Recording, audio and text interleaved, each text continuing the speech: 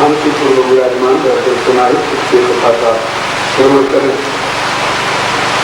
श्री प्रभुपाद के पूर्व प्रसंग में आपने द्वारकाधीश भगवान श्री कृष्ण चंद्र जी के द्वारका में प्रथम विवाह श्री रुक्मिणी जी के साथ कैसे हुआ, यह आप लोगों ने श्रवण किए। आगे के अध्याय में कहते हैं कि कामदेव जो पहले शंकर जी के द्वारा जला दिया गया था, उसने आकर भगवान श्री कृष्ण की प्रथम धर्म भार्या रुक्मिणी जी के प्रथम गर्भ से उत्पन्न हुए, उनका नाम हुआ प्रद्युम्न। शंबरासुर ने इन्हें सावर घर में से ले जाकर अपहरण करके समुद्र में डाल दिया, क्योंकि उसने सुन रखा था कि रुक्मिणी के प्रथम गर्भ का पुत्र तुम्हें मारेगा। शंबरासुर ने प्रद्युम्न जी को समुद्र में डाला, समुद्र में एक मछली ने निगल लिया उनको। उस मछली को एक मछुआ ने जाल में पकड़ा और ले जाकर शंबरासुर को ही भेंट किया। शंबरासुर ने अपनी दासी, जिसका नाम मायावती है, और ये मायावती नाम से और कोई नहीं, कामदेव की पत्नी रति प्रतीक्षा कर रही थी अपने पति की, उस दासी को दिया शंबरासुर ने कि मछली को काटो और बनाओ। जब वो मायावती नाम की दासी इस मछली को काटने लगी तो उसके उदर में से जीवित प्रद्युम्न निकल आए। इसे आश्चर्य हुआ कि मछली के पेट से इतना सुंदर बालक कैसे प्रकट हुआ।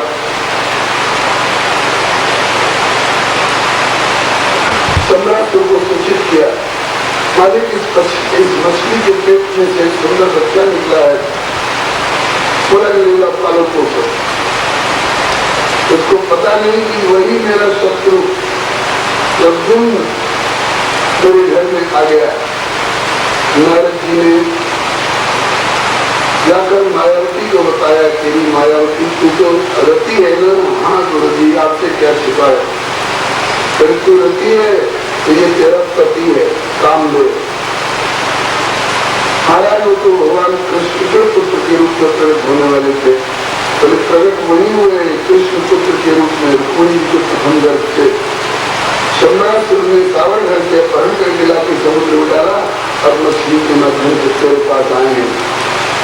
सावधानी से इनकी साथ संभाल कर और इन्हें अस्त्र शस्त्र की शिक्षा दे, इन्हीं के हाथ से शंबरासुर मारा जाएगा। मायावती ने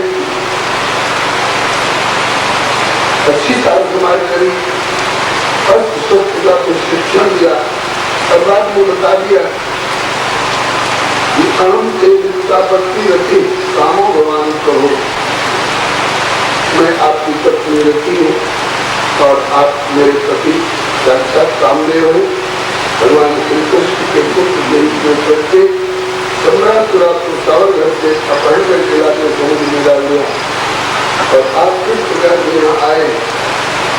इतना सुनते ही एक प्रद्युम्न जी को बड़ा रोष आया। इस बाकी शंबरासुर ने मुझको मेरे माता पिता और कोई मुझसे अलग कर दिया है। जाकर उसको सम्मुख ललकारा और एक बार तो शंबरासुर को आश्चर्य हुआ, मेरे घर में पाला पोसा गया है, युवक मुझको कैसे ललकार रहा है। कई लोग बताया कि मैं तेरा शत्रु प्रद्युम्न हूँ, रुक्मिणी का पुत्र। और नमस्कार जी हुआ, उस युद्ध में शंबरासुर मारा गया प्रद्युम्न जी के हाथ से। अपनी पत्नी मायावती नामधारिणी रति को लेकर के श्री प्रद्युम्न जी वापस द्वारका आए। रुक्मिणी जी के चरणों में प्रणाम किया। रुक्मिणी जी को आश्चर्य हुआ, मेरे प्रभु के समान सामना सलाना उन्हीं के समान रूप रखने वाला कौन है? भगवान सब जानते हुए भी धर्म नहीं बताए, नारद जी ने आकर बताया कि रुक्मिणी क्या देख रही हो? अरे तेरा मूलधन सूद के साथ आया है। जैसे फिक्स डिपॉजिट की रकम कुछ साल के बाद दुगनी हो जाती है, ऐसे ही इस प्रकार से आपका वही बालक तुम जो सावन घर से गायब हो गया था वही आया है कि पत्नी के साथ आरती उतारो, दर्शन करो। सबको बड़ा हर्ष हुआ। इसके बाद भगवान के और विवाहों की चर्चा है। सूर्य नारायण के भक्त सत्राजित यादव जो सूर्य नारायण से सेवंतक नाम की मणि प्राप्त किए हुए थे, उस मणि को लेकर के गले में धारण करके और सभा की ओर आ रहे थे, तो भागवतों ने कहा कि तो आपका दर्शन करने के लिए आज सूर्य नारायण धरती पर उतर कर पैदल आ रहे हैं। प्रभु ने कहा कि सूर्य नारायण नहीं आ रहे हैं, सूर्य नारायण के भक्त सत्राजित यादव है। ये प्रकाश कैसा? बोले सूर्य नारायण की दी हुई सेवंतक मणि गले में लटका कर आ रहे हैं, मणि का प्रकाश। तो भक्तों ने कहा कि इसी मणि को राजा के पास होनी चाहिए। भगवान बोले मैं कहूँगा, माने तो ठीक, नहीं तो जैसा विधिकम ध्यान हो। प्रभु ने सत्राजित से कहा कि सभा की इच्छा है कि ये मणि राजा हम लोगों के राजा को पूछे में उनके पास शोभा पाएगी। सत्राजित इनकार कर गए और सत्राजित के छोटे भाई प्रसेनजीत ने कहा जंगल में शिकार खेलने जाता हूँ, घनी झाड़ियों में अंधेरा का सामना करना पड़ता है, ये मणि मुझे दे दो तो इसके प्रकाश में मैं शिकार खेलूंगा। भगवान के कहने से हुसैन जी को नहीं दिया, भाई के कहने से उसको दे दिया। हुसैन जी उस मणि को लेकर जंगल में गया, उसे एक सिंह ने मार डाला, घोड़ा समेत मार करके और मणि लेकर चल दिया। उस सिंह को ही जामवंत जी ने मार डाला और मणि लेकर के जामवंत जी की गुफा में चले गए। इधर सत्राजित को संदेह हो गया कि कृष्ण ने मेरे भाई को मारकर मणि छीन लिए। उसने अपनी पत्नी से कहा, उसकी पत्नी ने अपनी सहेली से कहा, ऐसे बात चलती चलती बोलिए श्री दाऊ जी महाराज की बात चलती चलती उद्धव जी के कान तक पहुंची। उद्धव जी ने भगवान श्री कृष्ण से कहा, जब आपने सत्राजित के भाई प्रसेनजीत को मारकर उसकी मणि छीन ले, क्या बोले? मेरी तो सारे गांव में प्रचार कर रहा है सत्राजित कृष्ण ने मेरे भाई को मार करके मणि छीन ली है। क्या भागों का चौक चंदा आप ही ने देखा था? तो मिथ्या कलंक है, इसका निवारण करना चाहिए। भगवान श्री कृष्ण कुशलवंशी राजकुमारों को लेकर के पता लगाने गए। जंगल में घोड़ा और हुसैन जी दोनों बड़े थे। आगे सिंह के बंदे की छाप देखते हुए बड़े को देखा, सिंह भी मरा पड़ा है। सिंह के बंदे उसके आगे रीछ भालू के बंदे की छाप देखते हुए आगे बढ़े, तो वो भालू के बंदे की छाप एक पर्वतीय गुफा में चली गई थी। गुफा के अंधेरे के कारण और किसी को हिम्मत नहीं पड़ जा रही थी। भगवान श्री कृष्ण अपनी दिव्य आभा प्रभा के अंधकार को छीनते हुए गुफा के भीतर पहुंचे। देखा कि बड़ा सुंदर चौक है, उसमें ढिढोरा लगा हुआ है, उस पर एक सुंदर युवती घूम रही है, उसी के हाथ में वो मणि है, मणि की प्रभा से गुफा जगमगा रही है। वो युवती एक अपरिचित पुरुष को लेकर चिल्लाई, भीतर से जामवंत जी निकल के आए और भगवान के साथ मिल गए। 27 दिन तक जो हुआ दोनों में, अंत में भगवान ने इतना जोर का मुक्का मारा, जामवंत जी तिल मिला गए। सोचने लगे कि 27 दिन तक मुझसे युद्ध करके और एक हिंसा से मुझे व्याकुल कर देने वाला सिवा मेरे रघुनाथ जी के दूसरा कोई हो ही नहीं सकता है। पूछ बैठे जो आप मेरे प्रभु रघुनाथ जी तो नहीं है। ठाकुर जी बोले कि हैं तो रघुनाथ जी, लेकिन अभी जगन्नाथ जी बन के आए हैं और आपने 27 दिन तक अच्छी देवी को नाई करी लाभ और भूसा से। जामवंत जी रो पड़े, प्रभु आपने पहले क्यों नहीं बता दिया? ताकि पहले बता देता तो आपका मनोरथ कैसे पूर्ण होता। कौन सा मनोरथ? आपने रामावतार में रामा दल के और रावण दल के सभी वीरों को छांट दिया था। मुझसे हाथ मिलाने वाला इनमें कोई नहीं है। अगर कोई है तो मुझे गंगा रघुनाथ जी है, लेकिन स्वामी सेवक का संबंध है, कैसे कहूँ कि जरा हमसे हाथ मिलाइए। बोले तो नहीं जामवंत जी, लेकिन मन में आई तो प्रभु को अंदर जानी है। समझ गए कि जामवंत मुझसे हाथ मिलाना चाहते हैं, तो बोले कि जामवंत जी अभी तो आप हाथ मिलाएंगे नहीं, क्योंकि स्वामी सेवक का संबंध अड़ा हुआ है, लेकिन राम सदा सेवक और गिराकी के नाते आपका मनोरथ पूर्ण करना मेरा कर्तव्य होता है। जब मैं द्वापर में श्री कृष्ण रूप में प्रकट होऊंगा तब आपसे हाथ मिलाऊंगा, तब तक भजन करो। ये कथा पद्म पुराण में वर्णित है। आज उसी मनोरथ को पूर्ण किया है प्रभु ने 27 दिन तक के साथ युद्ध करके। जामवंत जी बोले कि प्रभु यहाँ आया, आज यहाँ आए इसका कारण भी तो कुछ होगा। बोले हाँ, ये मंतक मणि जो आपकी कन्या अपने हाथ में लेकर खेल रही है, इसकी चोरी मेरे ऊपर लगी है, चोरी मेरे ऊपर लगी है और माल बरामद आपके गुफा में हो रहा है।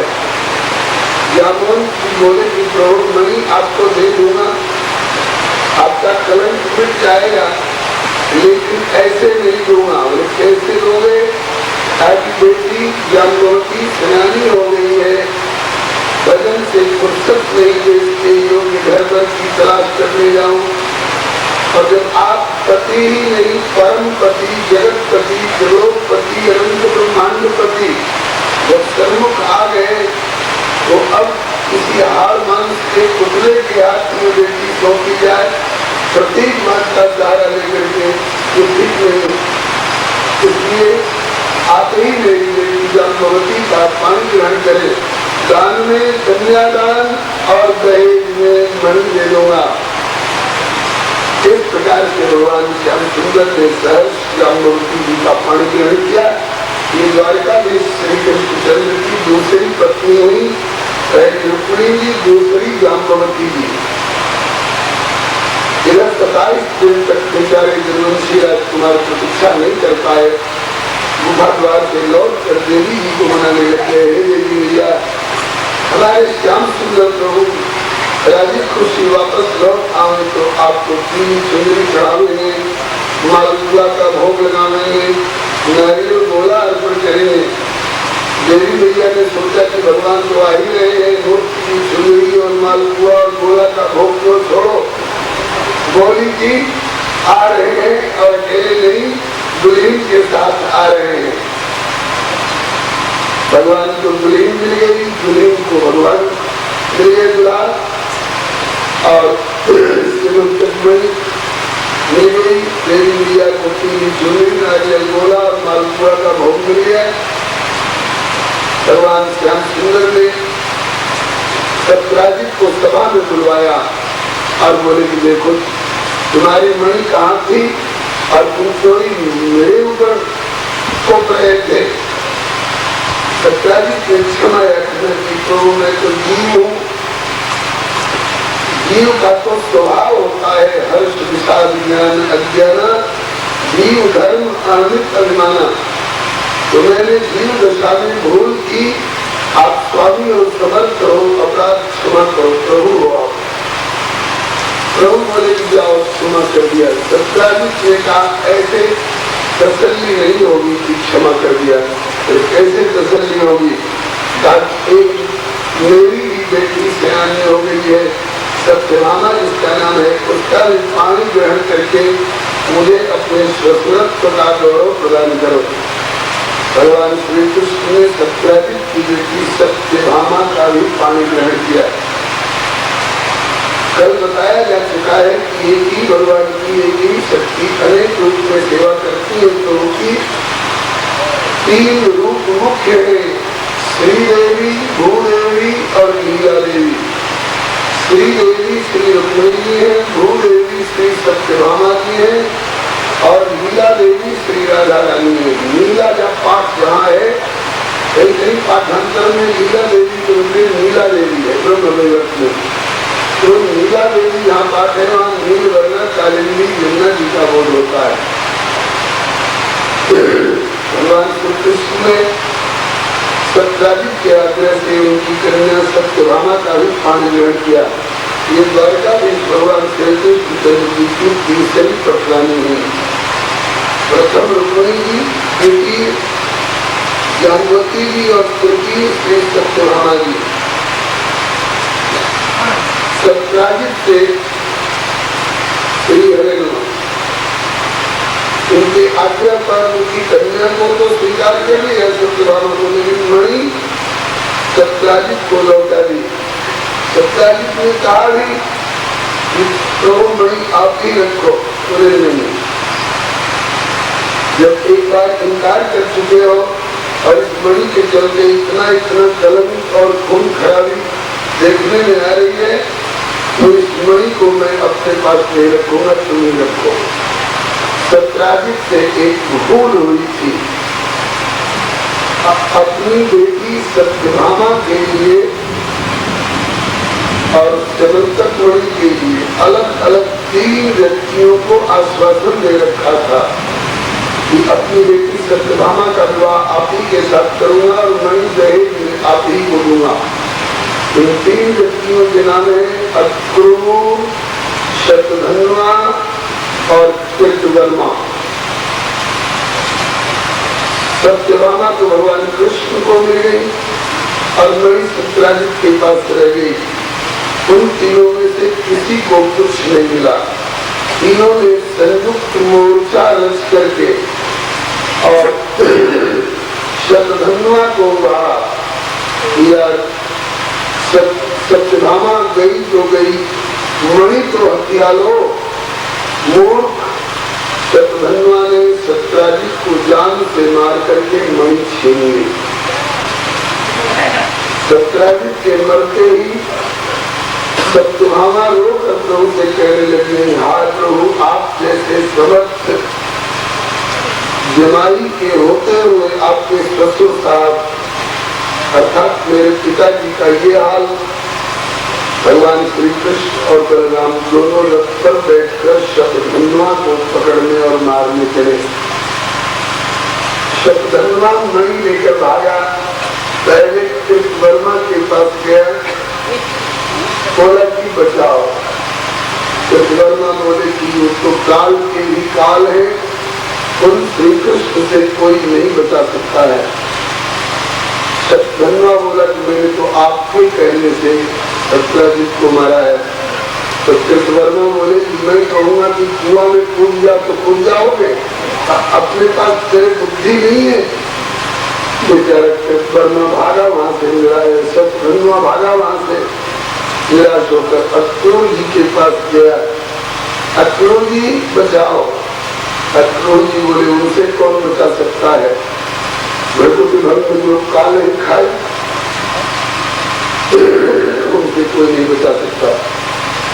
शतधन्वा ने अक्रूर जी से भी कहा कि मैंने आपके कहने से सत्याजित को मारा है। अक्रूर जी बोले कि मैंने कहा था कि 2-4 तमाचा मारकर छीन लो, हमने जान से मारने को कहा तब छोड़े, तो तुमने जान से मारा अपनी जिम्मेवारी पर, तो तुम भोगो, उससे कोई नहीं बचा सकता है। सब धन्यवाद बोला, चलो जान तो जाएगी, कम से कम मणि तो बचा लो।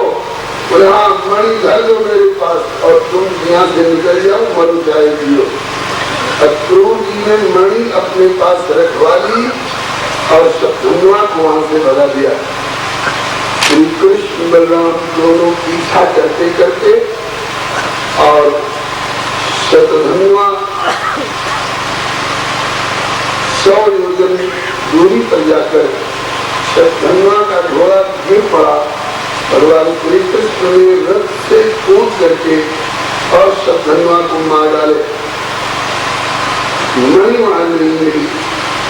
रथ पर आए तो दाऊ जी ने पूछा कन्हैया मणि, दादा मणि तो ना मिली। बलराम जी को संदेह हो गया, हाँ हाँ मिली भी होगी तो मुझको बताओगे कि अपनी रानी जी को दोगे। ये संपत्ति इतनी बुरी चीज है कि इतने बड़े बड़े लोगों के मन में भी भेद पैदा कर देती है। वैसे शेष जी अभिन्न स्वरूप है भगवान के, इनके मन में भेद पैदा होना नहीं चाहिए, लेकिन तो ठाकुर नाटकी है ना, नाटक कर रहा है, नटवर नटनागर। हम लोगों को चेतावनी देने के लिए कि ऐसी अनर्थकारिणी कहलाने वाली संपत्ति से दूर ही रहना चाहिए आत्म कल्याणार्थी को। श्याम सुंदर बोले चलो राव दादा आप द्वारका लौट चले। राव जी के मन में इतनी गुलामी हो गई थी, बोले कि मैं नहीं जाता तुम्हारे साथ, तुम लौटो। बोले आप कहाँ जाओगे? कहा कि अब मैं जनकपुर जाऊंगा, पूर्व अवतार की ससुराल है मैं जनकपुर। जनकपुर चले गए बलराम जी। उन दिनों में जनकपुर के राजा जनक महाराज बहुलाश थे, गए कुछ दिन रहे, फिर वापस द्वारका लौटे। श्याम सुंदर को पहले अकेले लौटना पड़ा। लौटने के बाद भी बलराम जी के मन में मलिनता थी, संदेह था कि मणि मिल तो गई होगी जरूर, लेकिन कन्हैया मुझसे छिपाव कर रहा है। भगवान श्री कृष्ण ने दूत भेजे, कहा काशीपुरी। क्यों? अक्रूर जी ने सोचा कि यहाँ मणि लेकर रहूंगा तो भेद खुल जाएगा, मणि बराबर होगी, इसलिए सीमंतक मणि लेकर अक्रूर जी काशीपुरी चले गए थे। वो मणि जहाँ रहती थी प्रकाश प्रमिति भी 8 बार सोना नृत्य लिया करती थी। काशी में जाकर इतना सोना बटोर के कहाँ रखते अक्रूर जी, सोना दान करने लगे। नाम हो गया दान वीर अक्रूर आए हैं, सोना दान करते। कहावत है किसका आटा और किसका घी, अज्ञानी कौन कर रहे बोले बाबा जी। समंतक मणि से प्राप्त 8 बार सोना नृत्य दान करने लगे अक्रूर जी। नाम हो गया काशी में दानवीर अक्रूर करारे हैं, रोज सोना दान करते हैं। भगवान श्री कृष्ण ने दूत भेजे, जाओ अक्रूर जी को द्वारका वापस लाओ। कहना कि आप कितना भगवान कृष्ण को नींद नहीं आती है। जब से आपने नगरी छोड़ी है तब से नगरी में बड़ी बड़ी आफत आ रही है। आप जैसे धर्मात्मा पुरुष नगरी छोड़ रहे हैं तो नगरी का कल्याण कैसे होगा? सीधे दरबार में लाना, घर मत जाने देना। तो अक्रूर जी से आग्रह करके और उनको द्वारका दरबार में लाया गया।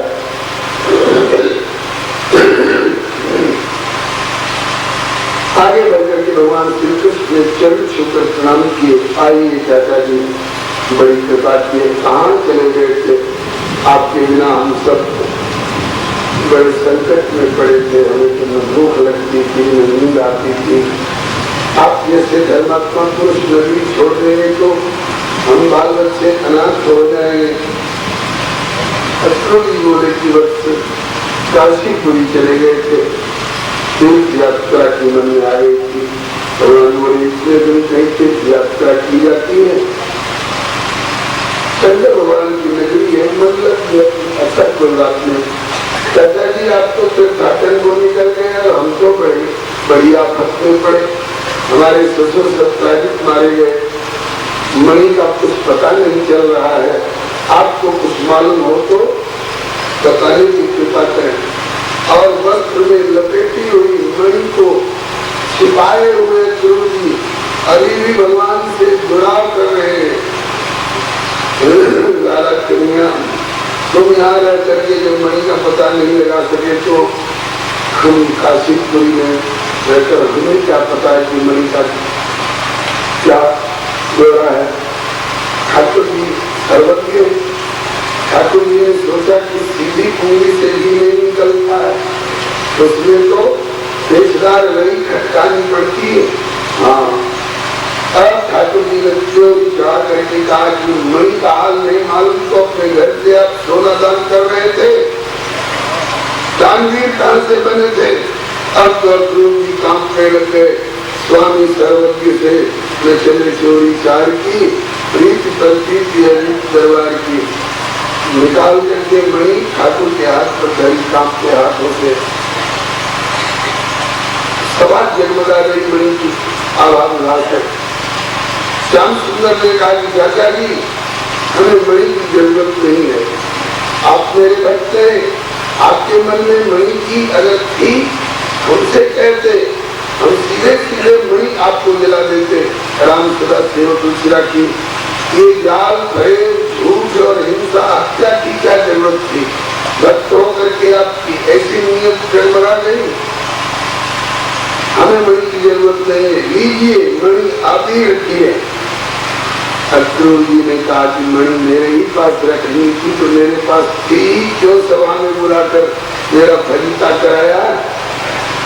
तब श्याम सुंदर बोले कि इसलिए कि मेरा फलिता हो रहा था, ये बैठे दाऊ दादा ये संदेह था कि मणि मिलेगी, हमको बता नहीं रहा है।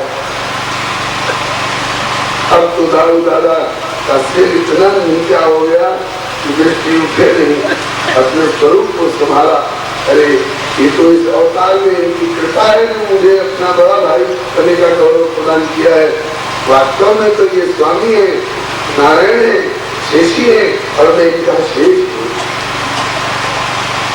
फिर बलराम जी के मन की दीवानी मिट गई। इस प्रकार से ये सेवंतक मणि वाली कथा जो है बड़ी प्रख्यात है। लोग भादों महीना का चौथ चंदा देखते नहीं है जानबूझ करके, क्योंकि भादों का चौथ चंदा देखने से मिथ्या कलंक लगने का डर रहता है। क्यों मालूम हो तो ठीक है तो बताओ।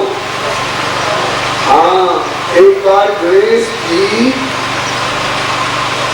ब्रह्मलोक से वापस आ रहे थे, रास्ते में चंद्रमा ने देखा इनकी लंबी नाक और बहुत बड़ा पेट, तो अपनी सुंदरता के गुमान में चंद्रमा ने हंस करके और श्री गणेश जी की हंसी की। गणेश जी को आया रोष, ताकि तुम सुंदर हो तो इसका मतलब कि औरों की हंसी उड़ाते फिरो। भगवान ने हमको लंबी नाक दी है और बड़ा पेट दिया है, तो इसलिए कि तुम हमारी हंसी उड़ाओ, जाओ तुम कितने भी सुंदर हो, आज से जो तुमको देखेगा उसको मिथ्या कलंक लगेगा। अब तो डर के मारे लाज के मारे चंद्रमा समुद्र के भीतर जाकर के छिप गए। तो चंद्रमा समुद्र के भीतर छिप गए तो वनस्पतियों में विकास कैसे होगा, पौधे सूखने लगे, लोग कहने लगे हे चंद्रमा बाहर आओ नहीं तो हम लोग भूखे मर जाएंगे।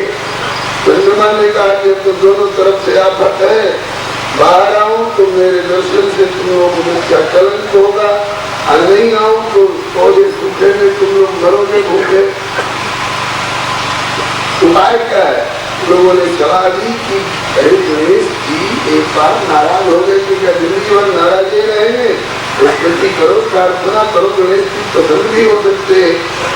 जब चंद्रमा ने समुद्र के भीतर भी गणेश जी प्रार्थना की तो मेरे जी प्रसन्न भी हो गए और बोले कि जाओ, जब तुम स्तुति प्रार्थना कर रहे हो, तुम भूल कबूल कर रहे हो तो माफ करता हूँ, लेकिन मेरा साथ भी मिथ्या न हो। तो साल भर के 360 दिन में से 359 दिन के लिए माफी दे रहा हूँ, लेकिन एक दिन का कलंक तेरे ऊपर रहेगा। कौन? भादों का चौथ चंदा जो देखेगा उसको कलंक लगेगा, मिथ्या कलंक। उसी दिन से लोग भादों का चौथ चंदा देखने से अपनी आंख छिपा के फिरते हैं। कदाचित भूल से दिखाई पड़ जाए तो मिथ्या कलंक दोष का निवारण करने के लिए श्री सुखदेव जी कहते हैं कि सेवंतक मणि वाले अध्याय की कथा को सुनना चाहिए।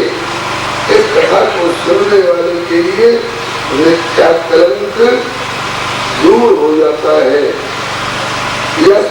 तत्परवत ईश्वर से विष्णु वीर्याढ्यं प्रजिनरं सुमंगलं च आख्यानं पठति शृणोत्यनुस्मरेद्वा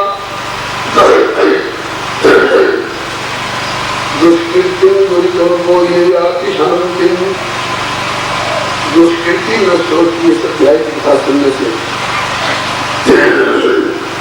भगवान द्वारकाधीश के 3 विवाहों की चर्चा आप सुन चुके, अब चौथे विवाह की चर्चा आ रही है। चौथा विवाह कालिंदी श्री यमुना जी के साथ हुआ है। ये यमुना जी सूर्य नारायण की पुत्री है। इनका संकल्प है कि वरूंगी तो अविनाशी प्रभु को पति रूप में वरूंगी और किसी हार मांस के शरीर वाले को कभी भी नहीं वरूंगी। अब तक तपस्या कर रही थी। आज भगवान श्री कृष्ण द्वारका से चल करके इंद्रप्रस्थ आए, जिसको आजकल दिल्ली कहते हैं। वहाँ पांडव लोग निवास कर रहे थे। अपने सखा अर्जुन को साथ लेकर भगवान श्री कृष्ण रथ पर बैठकर, चलो अर्जुन यमुना किनारे थोड़ा टहल आए। तो जब इंद्रप्रस्थ के उत्तरी छोर पर काफी दूर पर गए तो यमुना जी के किनारे देखा कि एक झाड़ी में एक देवी तपस्या कर रही है। भगवान श्री कृष्ण ने अर्जुन को भेजा, अर्जुन जाओ पूछो ये कौन है, क्या चाहती है। अर्जुन ने जाकर पूछा आप कौन है, क्या चाहती है। आज मैं सूर्य नारायण की पुत्री कालिंदी यमुना कहलाती हूँ, तब कर रही हूँ कि भगवान ही मुझे पति रूप में मिले। अर्जुन ने आकर भगवान श्री कृष्ण को बता दिया। भगवान श्री कृष्ण रथ से उतर करके गए और उनका पानी ग्रहण करके और वापस रथ पर लाए और द्वारका ला करके विधिवत उनके साथ भावरी सिंधुदान इत्यादि जो वैवाहिक विधियों को संपन्न कराए। इस प्रकार से श्री यमुना जी भगवान श्री कृष्ण की चौथी पटरानी हुई। 5वां विवाह भगवान का अवंतीपुर, जिसको उज्जैन कहते हैं, वहाँ की राजकुमारी मित्रविंदा को हरण करके भगवान लाए और उनके साथ विवाह किया। ये भगवान की 5वीं पटरानी मित्रविंदा जी है। 6वां विवाह भगवान का कौशल देश के राजा नग्नजित की बेटी सत्या देवी के साथ हुआ। कौशल देश के राजा नग्नजित ने अपने यहाँ 7 बड़े खूंखार बैल रख रखे थे जो बड़े पराक्रमी थे और प्रतिज्ञा करी थी कि इन 7 बैलों को जो अपने वश में कर लेगा उसी के साथ मेरी बेटी मित्रविंदा का सत्या का विवाह होगा। कई राजा लोग आए लेकिन बैलों को काबू में नहीं कर सके, कईयों को तो बैलों ने मार डाला। अंत में भगवान श्री कृष्ण पधारे और बोले कि राजन, मैंने सुना है कि आपकी बेटी कुंवारी है और उसके ब्याह की चिंता लग रही है, अपनी बेटी का ब्याह मेरे साथ कर दो। श्री नग्नजित राजा को श्लेष बोले कि प्रभु आप जैसा जमाई पाकर मैं भी अपना भाग्य सराहूंगा, आप जैसा पति पाकर मेरी बेटी सत्या का सौभाग्य माना जाएगा, लेकिन मेरी लगाई हुई शर्त को पूरी कर दीजिए। भगवान श्री कृष्ण 7 रूप में प्रकट हुए और 7 बैलों को पकड़कर ऐसे घसीटने लग गए जैसे नन्हे नन्हे बच्चे काठ पत्थर के खिलौने को घसीट कर देते हैं। प्रसन्न होकर के नग्नजित राजा ने अपनी बेटी सत्या का विवाह भगवान श्री कृष्ण के साथ कर दिया। ये भगवान श्री कृष्ण चंद्र द्वारका नाथ का 6वां विवाह था। 7वां विवाह भगवान का एक देश जिसको आजकल कश्मीर कहते हैं, वहाँ की राजकुमारी भद्रा देवी के साथ हुआ था। इनके माता पिता ने भगवान को विधिवत आमंत्रित करके और कन्यादान किया था। 8वां विवाह भगवान का मध्य प्रदेश के राजा की बेटी जिनका नाम लक्ष्मण था, स्वयंवर से हरण करके ले आए और विवाह किया। ये 8 पटरानी कहलाती है। इनके अतिरिक्त 16,100 राजकन्याओं के साथ एक साथ भगवान का विवाह हुआ। कथा इस प्रकार की है। भौमासुर पृथ्वी देवी का बेटा आसुरी स्वभाव को प्राप्त होकर के और 16,100 राजकन्याओं को जबरदस्ती अपहरण करके लाया था और जेल में बंद कर रखा था। या तो तुम मुझे पति रूप में स्वीकार करो, नहीं तो जेल में सड़ती रहो। वे पुकार कर रही थी कि प्रभु मेरी रक्षा करो। ये भौमासुर भूमि देवी का बेटा है। भूमि देवी ने भगवान से वरदान मांग रखा है कि इसको कोई न मारे। भगवान ने कहा, सोचा कि निगम कहने किसी कोई न मारे तो उदंड होकर के मनमानी करेगा, इसलिए एक शर्त लगा दी, हे भूदेवी, जब तक तुम नहीं कहोगी तब तक इसको कोई नहीं मार सकता है। जब तुम कहोगी कि इसको मारा जाए तब ये मारा जा सकता है। भूदेवी निश्चिंत हो गई कि मैं कब कहूंगी कि मेरे बेटे को मारा जाए। अब भौमासुर ने अपने को अमर समझ लिया कि मेरी माँ मुझे मरने को कहेगी नहीं, अब मैं जो चाहूं करूं। अब देवताओं को भी सताने लगा। देवता लोग भी त्रास करते हुए भगवान की शरण में पधारे। भगवान ने कहा, अच्छा मैं उस दुष्ट को मारूंगा। कैसे मारोगे प्रभु? उसको तो वरदान मिला हुआ है कि जब तक भूदेवी नहीं कहेंगे तब तक मरेगा नहीं। भगवान बोले, मुझे सब उपाय मालूम है। नीति प्रीति परमार्थ स्वार्थ पूर्ण राम संजात यथार्थ। भगवान श्री कृष्ण ने सोचा कि भूदेवी इस रूप से तो नहीं कहेंगे कि मारा जाए मेरा बेटा, इसीलिए श्री कृष्ण अवतार में उसी भूदेवी को सत्यभामा के रूप में अवतरित करा लिया है। आप तो सुन चुके हैं ना, श्री देवी रुक्मिणी जी के रूप में, भूदेवी सत्यभामा जी के रूप में और लीला देवी श्री राधा रानी के रूप में।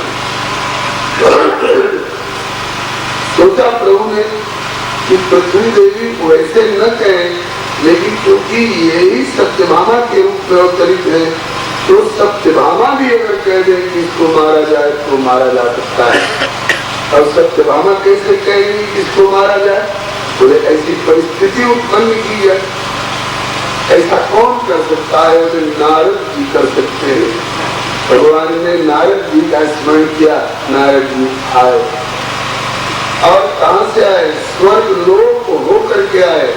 और स्वर्ग लोक में इनका आतिथ्य किया गया देवराज के द्वारा और एक पारिजात का फूल भेंट किया गया। नारद जी वही पारिजात का फूल लेकर द्वारका आए, भगवान श्री कृष्ण को दे दिए। भगवान श्री कृष्ण ने बगल में बैठी हुई रुक्मिणी जी को पकड़ा दिया। नारद जी ने जाकर सत्यभामा को उसका दिया। बोले कि बड़े गुमान में भरी रहती हो कि प्रभु हमको सबसे ज्यादा मानते हैं, आज मैंने जांच कर लिया, उनके लिए तो जो कुछ है सो रुक्मिणी है, तुमको तो दासी बराबर भी नहीं समझते हैं। सत्यभामा बोली कि नारद, मैं आपके स्वभाव को अच्छी तरह जानती हूँ, इधर की उधर, उधर की उधर, लगा भिड़ा कर तमाशा देखना जानते हो, तुम्हारी चाल नहीं चलेगी यहाँ, तुम्हारी दाल नहीं चलेगी यहाँ। मेरे प्रभु मुझसे कुछ भेदभाव नहीं रखते, बहुत प्यार करते हैं। श्री नारद जी बोले ठीक है, ऐसा मानती हो तो मानो, लेकिन आज तुमने जांच करके देख लिया। बोले कैसे? आज मैं स्वर्ग लोक से पारिजात का फूल लेकर आया था, जो धरती पर नहीं मिलता है, स्वर्ग में ही मिलता है। ऐसी सुगंधी संसार में कहाँ हो सकती है? और वो पारिजात का फूल मैं इसीलिए लाया था कि जिसको सबसे ज्यादा प्यार करते होंगे उसी को दे। तो वो तो उन्होंने रुक्मिणी जी को दे दिया। बस अब इसी से समझ लो कि किसको प्यार करते हैं, रुक्मिणी को कितना प्यार करते हैं और तुमको कितना प्यार करते हैं। अरे भगवान, नारद जी समझा के चले गए और सत्यभामा प्रभु से रूठ कर मुंह फेर कर बैठ गए। प्रभु आए तो मुंह फेरा हुआ देखा तो सामने आए तो उधर से भी मुंह फेर लिया। आज क्या बात है? कहा कि रहने दीजिए, ये ऊपर ऊपर का प्यार दिखाने की कोई जरूरत नहीं, आप मुझसे बहुत भेदभाव रखते हैं। श्याम सुंदर ने पूछा क्यों? नारद जी आए थे क्या? हाँ जी, नारद जी आए थे। तो कहा कि तुम्हारे रूठने का कारण क्या है? कहा कि आपके लिए तो जो कुछ है तो रुक्मिणी है, मुझे आप क्या समझिएगा? कहा कि बात तो बताओ। कहा कि पारिजात का फूल लाए थे स्वर्ग से, इसीलिए जिसको सबसे ज्यादा प्यार करते हो उसको दे, तो आपने रुक्मिणी को दे दिया। बस इसी से आपके प्यार की पोल खुल गई। तब श्याम सुंदर ने कहा कि दत्त तेरे की एक फूल के ऊपर इतनी नाराजगी। अरे रुक्मिणी बगल में बैठी थी, स्वभाव से उड़ा दिया उनकी। तुम बैठी होती उस समय तो तुमको मिल गया होता। एक फूल के ऊपर इतनी नाराजगी। रुक्मिणी को तो एक फूल दिया, अगर तुम कहो तो तुम्हारे आंगन में पारिजात का वृक्ष लगा दूं, दिन रात फूल झड़ता रहेगा, अन्नाथ में लगाए रहिए दिन रात फूल। हाँ प्रभु ठीक है, तो बहुत अच्छा है, ला दीजिए। ला दीजिए। कोई किसी मालिक के बगीचे में और नर्सरी में मिलता है थोड़े, जो ला दीजिए, तो स्वर्ग में मिलता है। सत्यभामा बोली कि तो स्वर्ग से ही ला दीजिए। भगवान बोले धन्य पतिव्रता हो, जिन जो पति को स्वर्ग भेजने की तैयारी कर रही है।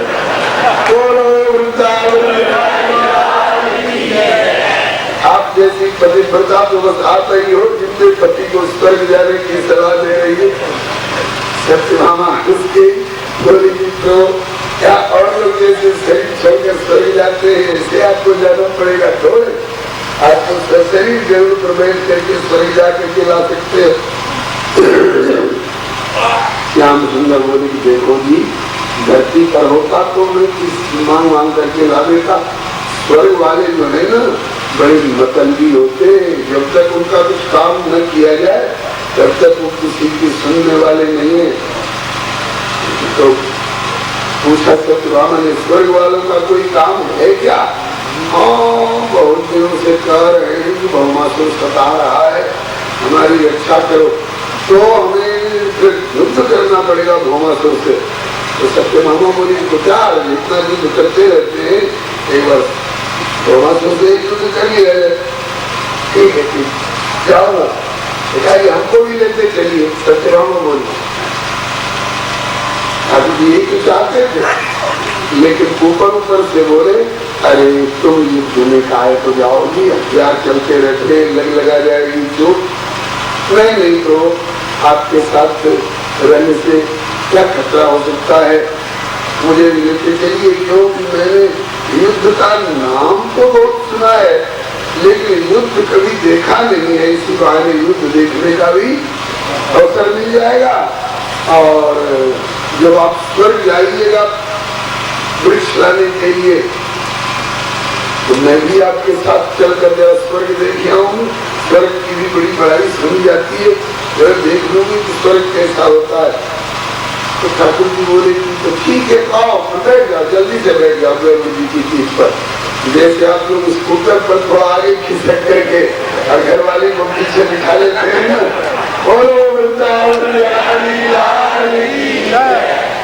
ऐसे ही ठाकुर जी गरुड़ जी की पीठ पर थोड़ा आगे खिसक के बैठ के और सत्यभामा से कहा कि जल्दी बैठ जाओ।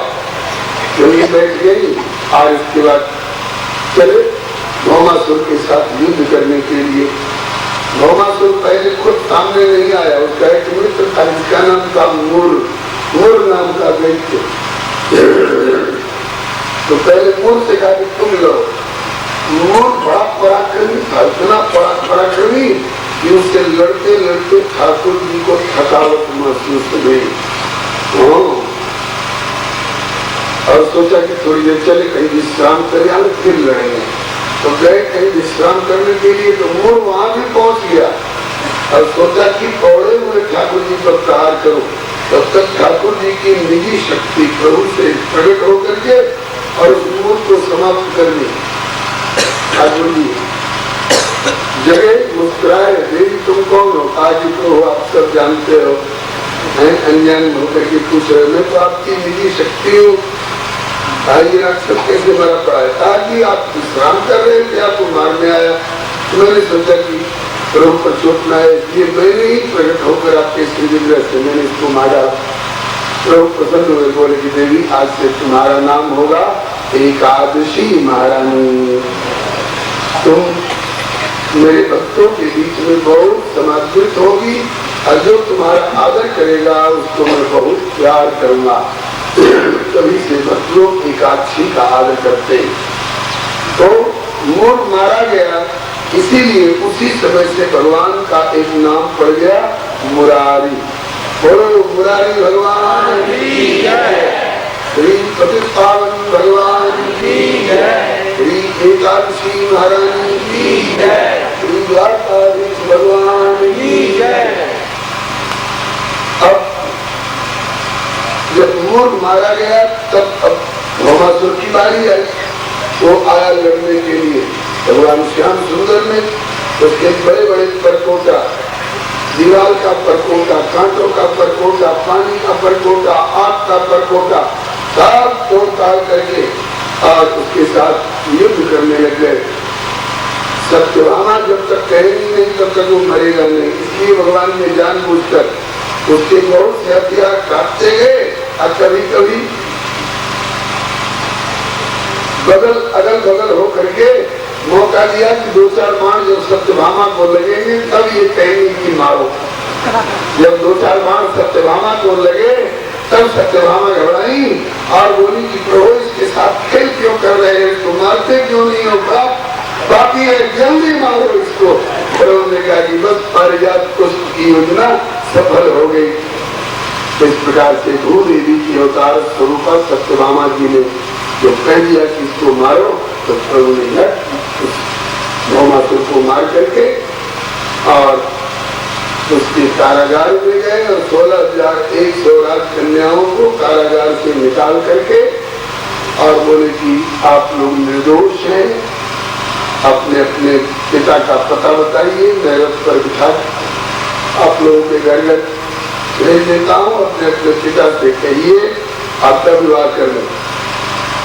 16,100 राजकन्याओं ने एक स्वर से कहा कि ना, जब तक आप सामने नहीं होते हो तब तक विष्णु स्वरूपाय वराय लक्ष्मी स्वरूप कन्या कह करके प्रतीक बात का सहारा लेकर के विवाह कराया जाता है।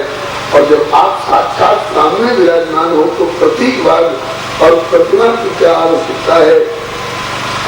आप ही हमारा पानी ग्रहण करें, हम सबका यही मनोरथ है। भगवान श्री कृष्ण ने उनका मनोरथ जानकर राम सदा सेवक रुचि राखी वाले न्याय से उन 16,100 राजकन्याओं को द्वारका लाए अपने संकल्प से 16,100 अलग अलग महल प्रकट किए और 16,100 रूप से स्वयं प्रकट होकर एक ही मुहूर्त में एक ही साथ सबका पानी ग्रहण किया। मनुष्य ऐसा नहीं कर सकते हैं। ये ईश्वर है, समर्थ है। निज निज रुख राम नहीं सब देखा तो जान कस्मर देखा। इसलिए इनकी देखा देखी और उनको और नहीं करनी चाहिए कि उन्होंने 16,108 ब्याह किए तो हम 16 ब्याह करेंगे। हाँ, जीव तो सुदामा है। सुदामा तो एक पत्नी का पेट भरने में भी लाचार, और ये 16,108 पत्नियों की कौन कहे? ये तो अनंत अनंत ब्रह्मांडों का पोषण करने वाले विश्वभर कहलाते हैं। अब आगे वर्णन आता है कि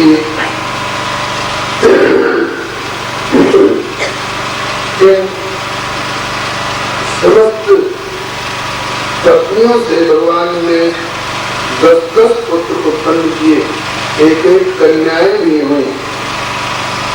एक बार भगवान श्री कृष्ण ने अपनी प्रथम धर्म पत्नी रुक्मिणी जी के साथ हंसी कर दी। रुक्मिणी, तुमने अच्छा नहीं किया जो मुझ काले कलूटे को तुमने पति बना लिया।